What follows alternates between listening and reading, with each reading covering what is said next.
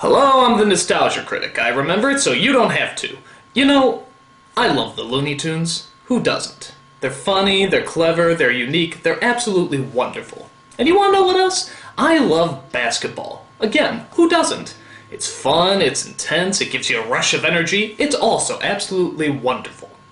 However, you want to be sure to keep these two elements as far away from each other as humanly possible. Because if you don't, you get fucking Space Jam! The worst piece of commercialized half-baked horseshit that ever hit the... Okay, alright, I apologize. I just really hate it when Hollywood takes not one, but two of the things that I hold so dear to me and poisons it with undiluted urine-filled backwash that I hate so much. So, with that said, let's take a look at how these two wonderful pastimes got transformed into the cinematic gang rape that lies before us. First of all, you might be wondering, how the hell did this idea even come about? Well, in the early 90s, Nike had a brilliant marketing plan for selling their hottest new item, Air Jordans. Obviously, they had Jordan on board, but they needed something else that would be sure to grab all the little kids' attention. So Nike made a deal with Warner Brothers to throw in characters like Bugs Bunny and Marvin the Martian into their commercials. What'd you expect? Elmer Fudd? The ads were a huge hit, and soon Bugs Bunny and Michael Jordan became America's top marketing whores, sucking dick for Nike, McDonald's, toy moguls, and too many t-shirt companies to count. Gruesome, ain't it? After this big success, the marketing heads at Warner Brothers got an idea. What if we turn the commercial into a movie, thereby turning the movie into a commercial, thereby producing commercials for commercials? It's like every advertiser's wet dream, a perpetual marketing money-making motion machine that has the ability to turn shit into gold! Well, that's how it goes. And thus, Space Jam was born, the first film that was quite literally a commercial for a commercial for a commercial. But don't worry, they hide that fact very cleverly. Get your Hanes on, lace up your Nikes, grab your Wheaties and your Gatorade, and we'll pick up a Big Mac on the way to the ballpark. Subtle. But still, a movie with two of America's most treasured icons was a pretty big deal, and we knew that the heads of Hollywood wouldn't just throw any crap together for their money-making prized possessions. Obviously. So tell us then, what's the story? You see, these aliens come from outer space, and they want to make us slaves in their theme park. So we challenge them to a basketball game. But then they show up, and they ain't so little. They're huge! We need to beat these guys, because they're talking about slavery. They're gonna make us do stand-up comedy. The same jokes every night for all eternity. We're gonna be locked up like wild animals and then trotted out to perform for a bunch of lowbrow, bug-eyed, fat-headed, humor-challenged aliens. Is it too late to get my money back? Okay, so the story Bugs was trying to get across starts off with Michael Jordan after he dropped out of the NBA. The first time he dropped out. We see him during those embarrassing years when he actually took up baseball instead of basketball. And that's not bad writing, that actually happened. Meanwhile, we travel to, outer space, where the evil ruler of a, theme park on the moon is looking for new attractions. So he sends his aliens to kidnap the Looney Tunes, who live in, the middle of the Earth, where the Looney Tunes retaliate by, challenging them to a basketball game. How many times have we heard that story? We gotta get new agents. We're getting screwed. But before we even get to that, we have to watch dozens of scenes where Michael Jordan is interacting with his family. Smell with Jeff. Well, he went 2 for 5 and lost 32 points on his batting average. Yeah, so that puts him at like a 685 or something. Oh, come on, can't you get to the Looney Tunes already? What do you think? I'm kind of partial to purple and gold myself. It goes better with my coloring. Second thought, go back to the boring family. What you cooking? Chicken. Chicken and what? Chicken and collard greens. Good. Second thought, go back to the Looney Tunes. One giant leap from Oron Mountain. Is the 700 Club on? I thought you'd never ask. Judging by those clips, you may have noticed the first problem with this movie. The Looney Tunes aren't funny. They're rude, loud, and obnoxiously annoying, but they're certainly not funny. In fact, the writing for this movie is so horrible you almost wish the original Looney Tunes from the 50s could sit there and watch it. I'm a cheerleader.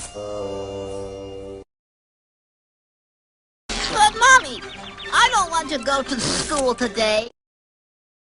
Ooh. Ah! I wet myself. Very funny. The second problem you may have noticed with this movie is that Michael Jordan is not funny. He's dull, boring, and an incredibly bad actor, but he's certainly not funny. In fact, I don't even think he knows he's in a movie. I think they just followed him around with cameras and then painted some cartoon characters in the background. Suffering succotash! Getting back to the story, the aliens decide to go back to our world and try to get some extra strength. While there, they sit next to the wife from Everybody Loves Raymond and the guy who did the voice for Homer Simpson. How random.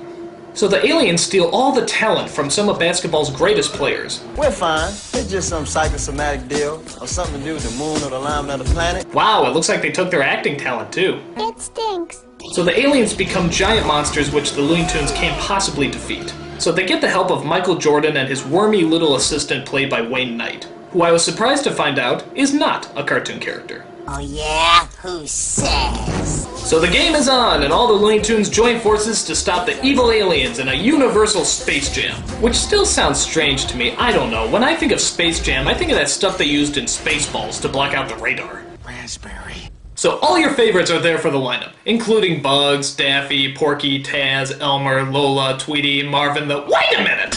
Who the fuck is Lola? Oh, wait, I remember, from the classic Lola cartoons. You know, with the... and the... Who the fuck's Lola? Lola turns out is a girl bunny they created to bring in more of the female demographic. Unfortunately, they didn't really make her fun, silly, goofy, or zany. In fact, they didn't give her any personality at all. They just tried to pose her off as some sort of strange sex symbol. Which is kinda weird because she is in fact a rabbit. She's not a person, she's a rabbit. If it was a person, maybe it would make a little bit more sense to make her a sex symbol, but she is in fact a rabbit.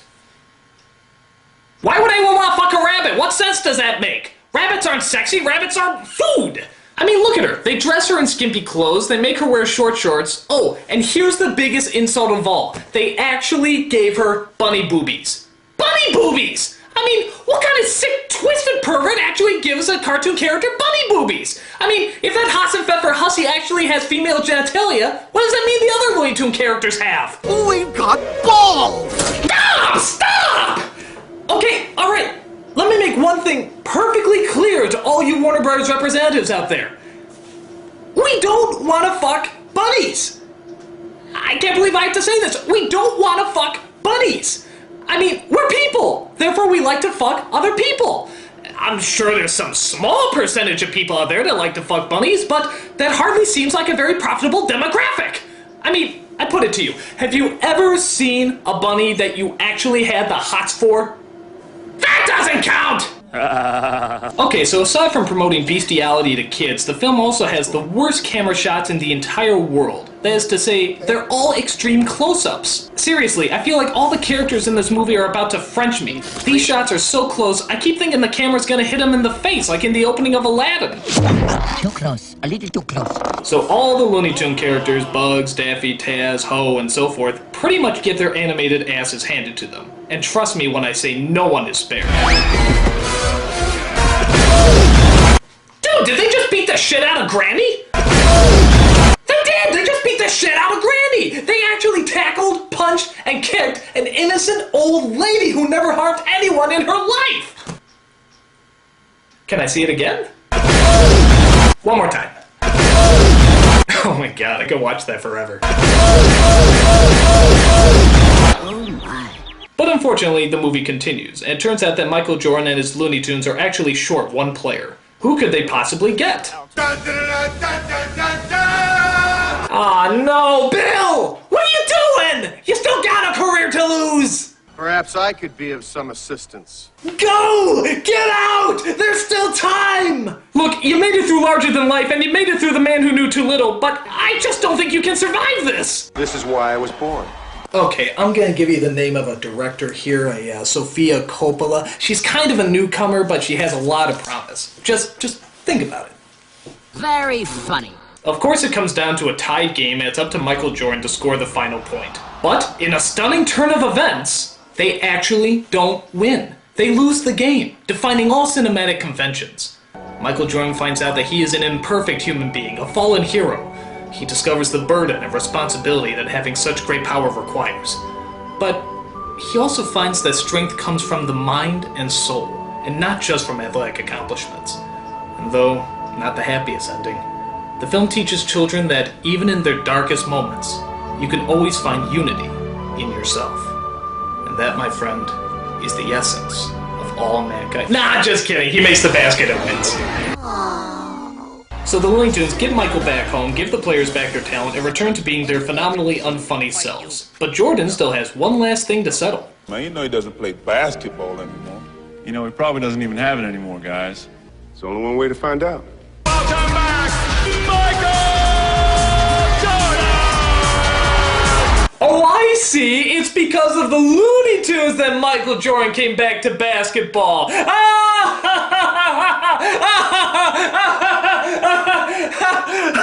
God, this movie sucks! I mean, what were they thinking? In what insane asylum could this movie possibly be considered good? And you wanna know what the amazing thing is? This movie actually had 4 writers! 4 writers! And not one of them knew that they were writing intergalactic pig shit! I mean, can you imagine what the writing session with these 4 morons was like?